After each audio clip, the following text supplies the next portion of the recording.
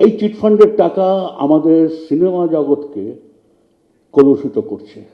দীর্ঘ হাত বাড়িয়ে দিয়েছে টালিগঞ্জ পাড়ায়। কালো টাকার কাছে মাথা নিচু করছে টালিগঞ্জে। ভোটের আগে বিদ্বজনদের মন পেতে আসরে বুদ্ধদেব ভট্টাচার্য। সারদা প্রসঙ্গ টেনে আক্রমণ সরকারকে। বর্তমানে বাংলা চলচ্চিত্র জগতের অধিকাংশ তারকাই শাসক দলের পাশে। দেব, মুনমুন সেনদের মতো তারকাকে তো লোকসভা ভোটে প্রার্থী করেছে তৃণমূল।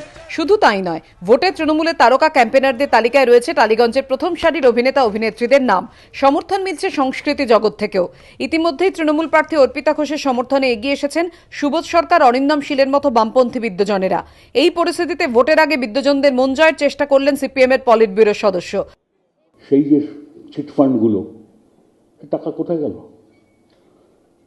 টাকাগুলো কোথায়? এই চিটফান্ডের টাকা আমাদের সিনেমা জগৎকে কলুষিত করছে। দীর্ঘ হাত বাড়িয়ে দিয়েছে টালিগঞ্জ পাড়ায়। কালো টাকার কাছে মাথা নিচু করছে টালিগঞ্জে। সরকারে আসার পর থেকেই ঋণের বোঝার প্রসঙ্গ টেনে বামেদের আক্রমণ করে আসছেন মুখ্যমন্ত্রী।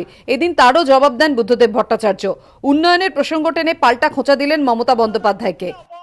60,000 কোটি টাকা ধার করছে, আর তার সিংহভাগ যাচ্ছে উৎসবে, অনুষ্ঠানে, জলসায়। একজন রাজ্যের মুখ্যমন্ত্রী তিনি জানেনই না কাজটা কি। বিদ্বজনদের সঙ্গে আলাপচারিতায় প্রাক্তন মুখ্যমন্ত্রীর কথায় উঠে এসেছে শিল্প এবং শিক্ষার প্রসঙ্গ। তিনি অভিযোগ করেন, তাঁর সরকার যা করে গিয়েছে সেটুকুও রক্ষা করতে পারছে না এই সরকার। এদিন রাজ্যে নারী নির্যাতনের প্রসঙ্গ টেনেও তৃণমূল সরকারকে বেঁধেন বুদ্ধদেব। কোর্ট থেকে যে কটা মামলা হয়েছে সবটাতেই প্রায় কোর্ট বলছে সরকার অত্যাচারীকে, তার মহিলাকে রক্ষা করতে পারেনি, তখনও পারেনি, পরবর্তীতেও পারছে না তার পরিবারকে রক্ষা করতে।